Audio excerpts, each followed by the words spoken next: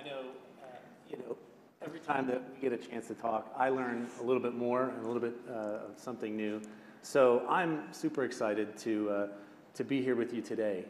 I know in your role, at RBC, with your responsibility over IT operations and site reliability engineering, that your focus is on IT automation, right? So kind of taking this umbrella of automation, intelligent automation, and applying it to the IT domain specifically.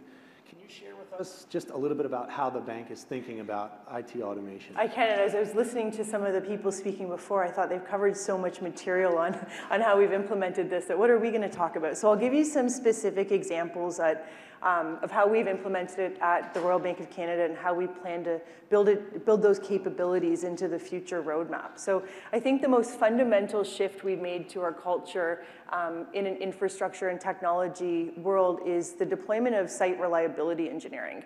And so site reliability engineering is just simply the capabilities that you get with software engineering and automation and building those into our day-to-day practice. So taking teams that some already had automation built in, some didn't, some had higher levels of manual tasks, and looking at how you can build automation practices into it and how you can partner with different teams and different pillars of technology all the way across the stack from applications, security, infrastructure, bring them together. I mean, it's 2023 and we're still talking about automation. And I know AI Ops brings a lot of new cool capabilities, but Ryan, we've talked before about why are we still talking about automation? And I think the big shift that we need to look at, and that's where we're depending on the capabilities we get with SRE, is how we automate things differently and how we go from automating in our own independent silos to building out that horizontally aligned set of capabilities.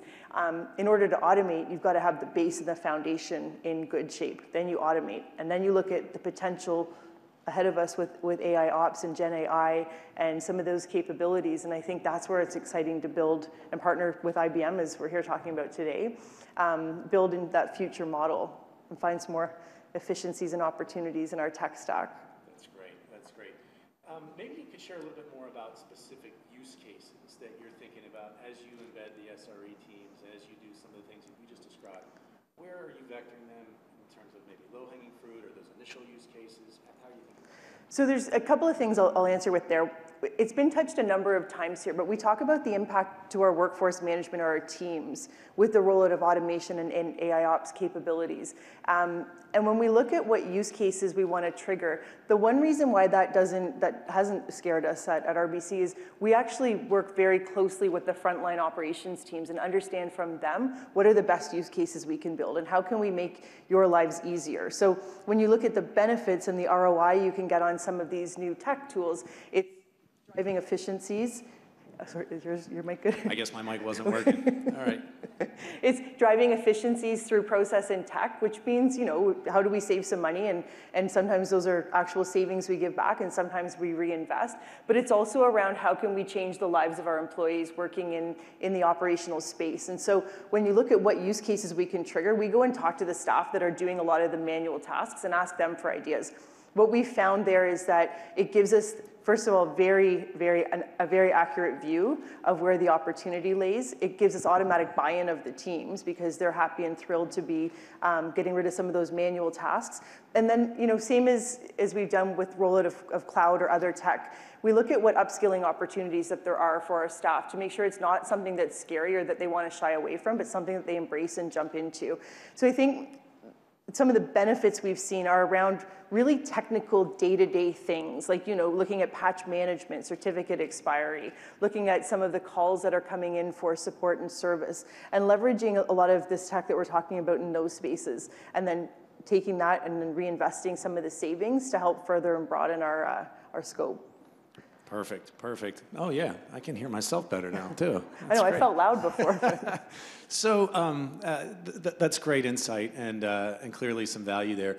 Maybe we could shift to talking about skills. I know you talked about some of the SREs, but as a partner with IBM, are there some skills that you feel like IBM's brought to the table that have been differentiated and really important to the success that you've had so far? So skills are interesting. So we've talked about how you get a return on investment. We've talked about keeping an engaged and diverse workforce, and we know that leveraging automation capabilities is core to that. But the skills part's interesting. So what we found, and this is one of the journeys that we found on site reliability engineering, is you can go and hire people that have the development and software engineering capabilities. But finding folks that have that background and skill set and understand mainframes and COBOL programming and some of the hardcore infrastructure worlds was like kind of speaking two different languages. There are some that know both, but not a lot. And so what we did when we started out on SRE about a year and a half ago is partnered with IBM and leveraged some of the client engineering services. It used to be called IBM, the IBM Garage work, but we worked with client engineering to help bring together our two different squads of teams, the developers, the software engineers, and the infrastructure operations leads and teams. We brought them together and through a number of different sessions built out one consolidated roadmap or book of work that we could work on. And what we found through doing that is that you were kind of cross-pollinating the skill sets. Like you're never really going to take a developer and want them to know COBOL, and COBOL programs aren't always going to want to be able to automate, but at least getting them speak the kind of the same language so that we were marching on one journey together so that we could get the end result, which was really automating and identifying different gaps and efficiencies in some of our manual day-to-day operations. Which also, I talked about the investment piece, the big thing in the role I have too, and a big focus in our site reliability engineering journey is about stability of our production systems. So it's save money, make people happy at work, make work-life balance better, but also keep our systems up and running as efficient and proactive as we possibly can. That's great. That's great. And I love that you mentioned our garage services kind of offering. That's big in the IBM culture around sort of co-creating and developing these ideas and really bringing them to fruition through MVPs and other ways. So maybe that's a good segue into some of the technologies. I know that you have had to evaluate a lot of things in the market. Are there some things about the technologies that you've embraced from IBM so far that you found differentiated and maybe the reason for going in that direction with us so far? And I think RBC is a strong partnership with IBM, and a big reason for that is because of the ability we have to work with IBM and co-create. We've done that for a number of years. So we'll look at what products and capabilities you have, we'll look at what problems we have, and through the co-creation process, we've been able to build some different products and service capabilities that we've been able to use, and I know that IBM's gone on to use with other organizations as well. So the co-creation's been big.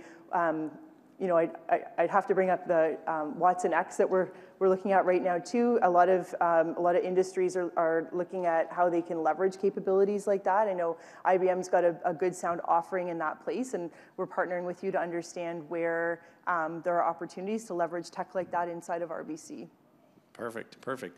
Well, now maybe we tackle a little bit more of a nebulous topic or a challenging one from my vantage point at least, and that's sort of the cultural aspect of embracing some of the technologies that you've talked about, whether it's the cultural change of putting some SRE teams in places they haven't been before, adopting these technologies in a new way, and even, going further with some of the discussion that we heard from the panel before us around some of the fears associated with, going down this path of automating things, using AI that's, a little bit scary from time to time, or the fear of maybe, replacing me as an employee. How have you, specifically dealt with some of those cultural challenges at the bank? I feel like this is a corny answer, but it's the best way I can describe it. When we talk about culture in technology and at RBC, you guys are all familiar with your teams, right? Like we all work on teams, but a team is essentially a reporting structure. It's just kind of a newer name for a group of people working together. But I think how we've really addressed that is not just looking at the teams that we have in place and trying to align teams, but building out a community of expert practitioners that span across multiple teams. And what we found is when you build these communities, it's almost like a build it and they will come mentality. We bring in different technologists from internally, externally. We leverage partners such as IBM, and we build these communities that people love to follow. And we use them as an opportunity to get a lot of great innovative tech ideas out there, and we also use them as a really good incubator or kind of lab environment to come up with really innovative ideas to help look at what the next opportunity is or the next problem that we can go solve. And again, it's almost that like grassroots up way of tracking and identifying opportunities instead of the old school like management's come down saying, here's what we're gonna go do. And it's resonated well, and it's helped us because we have the buy-in of the teams and the people we work with. I think it's been a big key differentiator for us. Awesome. In how we tackled it.